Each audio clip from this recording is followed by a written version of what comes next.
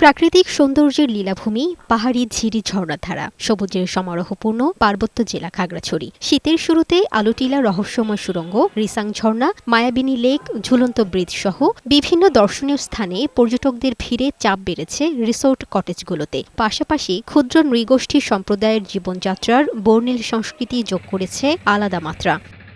Hotel, motel ও কটেজগুলোতে ভ্রমণপ্রেমীদের অনেক ভিড়। বাড়তি আয় করতে পেরে খুশি যানবাহন চালক ও হোটেল ব্যবসায়ীরাও। আগামী ফেব্রুয়ারি পর্যন্ত পর্যটক সমাগম থাকবে বলে আশা সংশ্লিষ্টদের। বাংলাদেশে যে এখনো এত বেশি সুন্দর জায়গা রয়েছে তা আমি আগে জানতাম না। পর্যটকদের নিরাপত্তায় টুরিস্ট পুলিশের পক্ষ থেকে টহল জোরদার করা হয়েছে। এছাড়া সাদা পোশাকে গোয়েন্দা নজরদারি বৃদ্ধি করা হয়েছে বলে জানিয়েছে টুরিস্ট পুলিশ।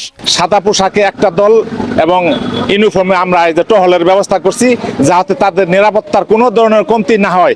এদিকে বছরের শেষ সময়ে পরিবার পরিজন নিয়ে পটুয়াখালীর কুয়াকাটায় ঘুরতে এসেছেন অনেকে। সমুদ্র সৈকতের পাশাপাশি কুয়াকাটা বৌদ্ধ মন্দির, রাখাইন মার্কেট, লেম্বুর চর, গঙ্গামতি, চর বিজয়, মিস্ত্রিপাড়া বৌদ্ধ মন্দির সহ কুয়াকাটার দর্শনীয় স্থানগুলোতে এখন পর্যটকদের ভিড়। পরিবারের সবাইকে নিয়ে আসা ঘোরাটাই তো আনন্দের বিষয়। বিগত বছরগুলোর মতো এবারও 31st নাইট উপলক্ষে বিশেষ প্রস্তুতি নিয়েছে হোটেল, মোটেলগুলো। বুকিং এরই মধ্যে হয়ে গেছে বলে জানালেন পর্যটন ব্যবসায়ীরা। আমরা খুব ভালো সাড়া পাচ্ছি এবং আমাদের অলমোস্ট ফুল বুক। কুয়াকাটার বিভিন্ন পর্যটন স্পটে নিরাপত্তার জন্য কাজ করছে পটুয়াখালী জেলা পুলিশ, কুয়াকাটা টুরিস্ট পুলিশ, নৌ পুলিশ ও কোস্ট গার্ড।